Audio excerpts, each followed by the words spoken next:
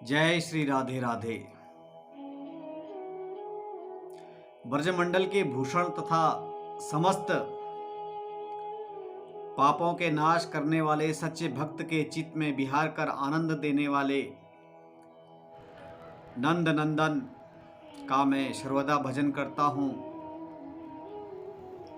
जिनके मस्तक पर मनोहर मोर पंखों के गुच्छे हैं, जिनके हाथों में सुरीली मुरली है तथा जो प्रेम के तरंगों के समुद्र हैं, उन नटनागर श्री कृष्ण भगवान को मेरा नमस्कार है। आज आपको मैं बताना चाहता हूं कि कई लोगों के मन में शंकाएं हैं कि हम लड्डू गोपाल को कैसे रखें। हमारा नियमित रूटीन नहीं है, हमें ड्यूटी पर जाना पड़ता है, हमारे काम हैं,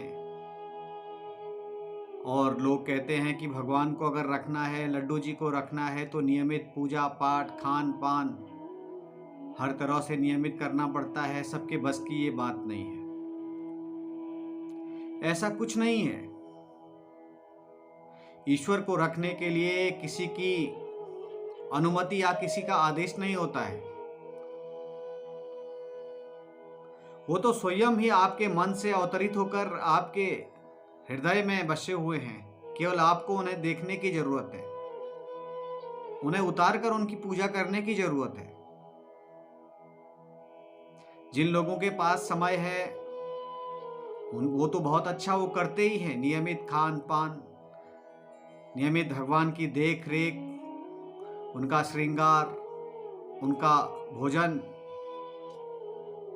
किंतु जिन लोगों के पास समय की कमी है और वो भगवान को, अपने आराध्य को मानते हैं, भगवान श्री कृष्ण को मानते हैं,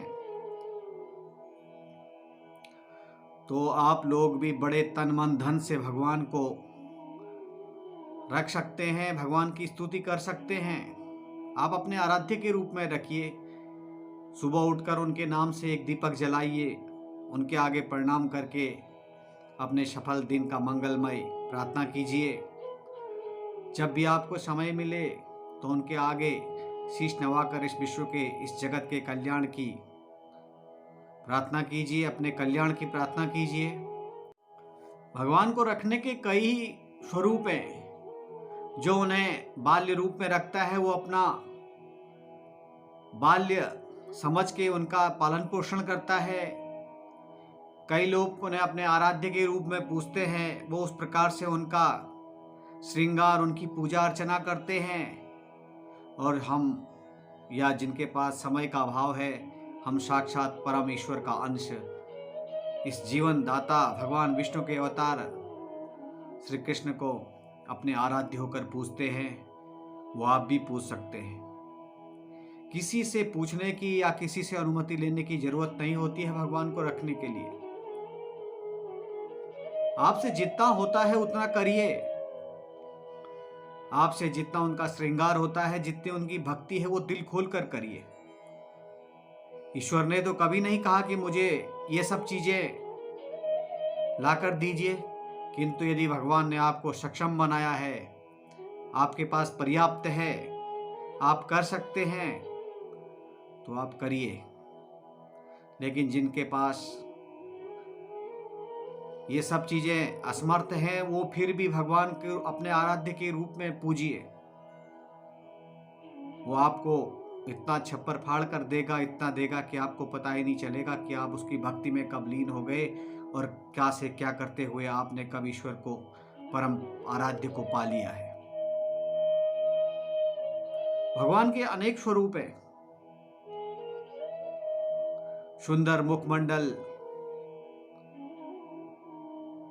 सांवरे का घुंघराले बाल, कानों में कुंडल, गले में मोतियों की माला, मुकुट पे मोर पंख लगा हुआ, छोटे छोटे वस्त्र, बांसुरी, मुखमंडल पर लालिमा और हाथों में कंगन। ये सुंदर श्रृंगार दृश्य तो सौभाग्य और परम सौभाग्य वाले ही व्यक्ति पाते हैं। भगवान जी को, लड्डू गोपाल जी को आप अपने चित्त मन से बसाकर एक जगह से दूसरे जगह ले जाते हैं।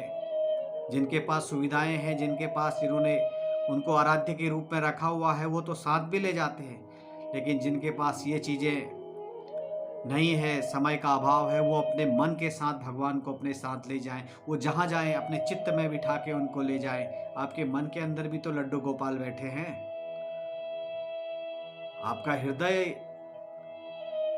उस आराध्य के रूप में उसको समर्पण है। तो बांके बिहारी मुरली वाले, तेरी जय जयकार हो। सुंदर सुरमई आंखों वाले हे ईश्वर, तुझे पाने के लिए तो सुदामा बिना पूछे ही आ गए थे। मीरा ने तो किसी को पूछा नहीं, वो तो दीवानी प्रेमी पागल की तरह भटकती रही। गोपियों ने, राधा ने तो किसी को पूछा नहीं अपने श्याम से प्रेम करने के लिए। तो फिर हम तो नश्वर हैं, हम तो मानव मात्र प्राणी हैं, हम तो उस ईश्वर का ही अंश हैं। वो तो हमारे चित्त मन में, हमारे हृदय में, हमारे